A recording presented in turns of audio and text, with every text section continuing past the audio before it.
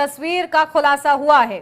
तो खबर क्या है ये समझ लीजिए। देवरिया से ये हैरान करने वाला मामला है। रिपोर्ट हम आपको साथ के साथ उस शख्स की दिखा रहे हैं जो कि कई खुलासे कर रही है कि आखिर किस तरीके से जांच में जो बड़ी बातें निकलकर सामने आई हैं कि कोई भी ऑर्गन बॉडी में मौजूद नहीं है, पैनक्रियाज, हार्ट, ब्रेन, ये सब कुछ भी मौजूद नहीं है। तो वेनेजुएला से भारतीय नाविक का शव लाया गया, जिसके बाद परिजन हैरान है, परेशान है।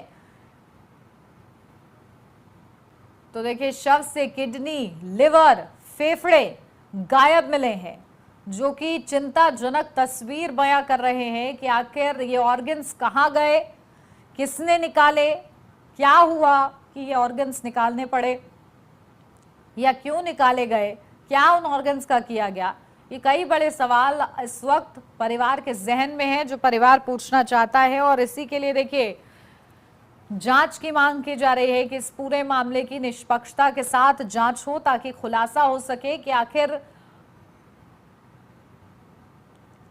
हुआ क्या। तो शव से पैनक्रियाज, इंटेस्टाइन भी गायब मिली है। और आप समझिए कि ये सब बहुत जरूरी ऑर्गन्स हैं। हार्ट हो गया, ब्रेन हो गया, ये बहुत ज्यादा जरूरी ऑर्गन्स हैं। अगर ये गायब मिलते हैं तो कहीं ना कहीं शक ये जाता है कि आखिर बॉडी के साथ क्या किया गया। और चलिए इसी पर अपडेट लेते हैं। हमारे संवाददाता कृष्णानंद गुप्ता हमारे साथ जुड़ गए हैं। कृष्णानंद, क्या कुछ जानकारी मिल रही है? परिवार के लिए सबसे ज्यादा दुखद ये घड़ी है, लेकिन अभी तक क्या उनको कुछ पता लग पाया है? कई बड़े सवाल उनके जहन में होंगे कि आखिर क्या हुआ उनके बच्चे के साथ, लेकिन क्या तस्वीर अभी तक सामने आई है इस पूरे मामले में?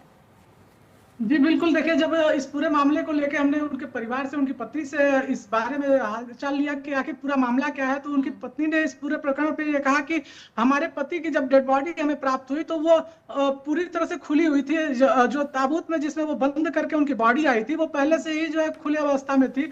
हालांकि जब उन्हें संदेह हुआ तो उन्होंने जो है यहाँ जिलाधिकारी और बाकी लोगों से टेलीफोनिक वार्तालाप करके उसका पीएम कराने की बात कही। जब पीएम के लिए उनकी बॉडी को ले जाया गया तो वहां जो डॉक्टर वहां पीएम कर रहे थे, उन्हें बहुत ही संदेह हुआ कि आखिर इस कंडीशन में उस बॉडी का वो पोस्टमार्टम कैसे करें, क्योंकि उस बॉडी में कुछ भी उन्हें दिखाई नहीं दे रहा था। जब उन्होंने इसके लिए फिर उन्होंने उनके परिजनों से कहा कि आप इसके लिए जो है जिलाधिकारी और यहाँ के जो है कप्तान साहब से बात करें, उसके बाद ही हम आगे की कार्यवाही कर पाएंगे। तो जिसके बाद फिर उनके परिजनों ने जिलाधिकारी से टेलीफोनिक वार्तालाप की और वहाँ पुलिस ठीक कप्तान है, से बात आपके की। पास आ रही हूँ कृष्णानंद, क्योंकि हमारे साथ विधायक जी भी जुड़ गए हैं। सीधा उनका रुख करते हैं, क्योंकि वो बेहतर तरीके से तस्वीर बता पाएंगे, क्योंकि उन्हीं के क्षेत्र का ये पूरा मामला सामने आया है। तो हमारे साथ जुड़ गए हैं जयप्रकाश निषाद जी, विधायक हैं वो रुद्रपुर विधानसभा से। सर ये बताइए, क्योंकि ये जो मामला सामने आया है बड़ा ही चिंताजनक मामला है, क्या जिम्मेदारी तय की जाएगी, क्योंकि परिवार को अब जवाब चाहिए?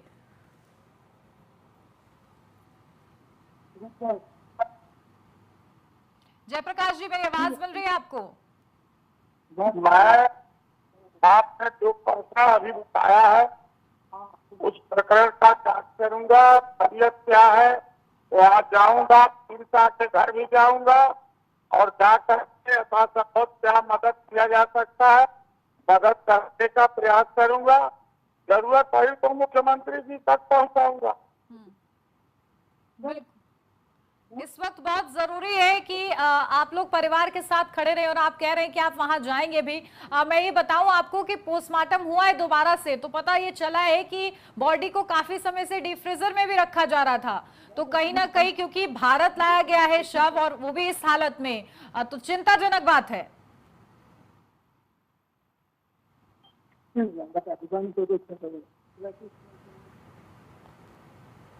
जयप्रकाश जी, आपकी आवाज साफ और अच्छे से नहीं आ रही है। ठीक है, अब मेरी आवाज मिल रही है? क्या आश्वासन आप देंगे? आपकी आवाज स्पष्ट हो ही नहीं पा रही है। बताया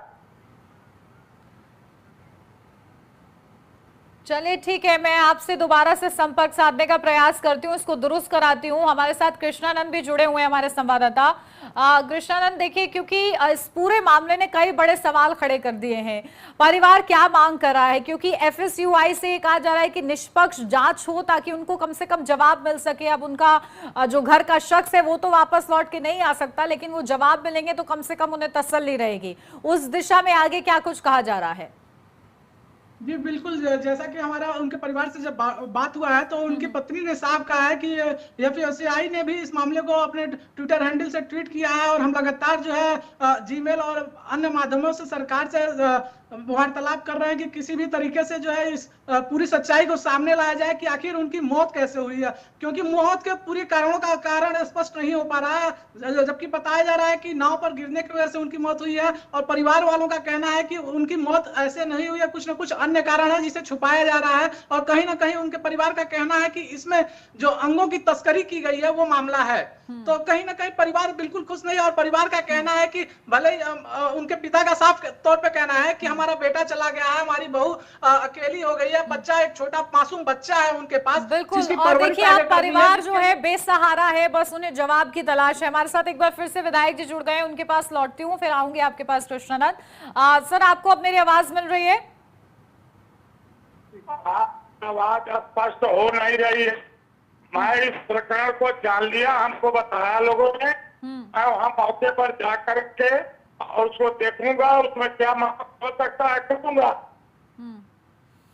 ठीक है, ठीक है। आप आश्वासन दे रहे हैं कि इस मामले को, देखिए जयप्रकाश जी ने आश्वासन दे दिया है कृष्णानंद, और वो ये कह रहे हैं कि वो खुद जाएंगे और वहां पर परिवार वालों से मुलाकात भी करेंगे और इस तस्वीर को समझने का प्रयास करेंगे। अगर जरूरत पड़ी तो वो सीएम तक भी जाएंगे। अभी तक फिलहाल ना कोई प्रशासन ना कोई अधिकारी वहां पहुंचा है क्या घर पर? इसकी जानकारी आपके पास? कृष्णानंद से मेरा सवाल है।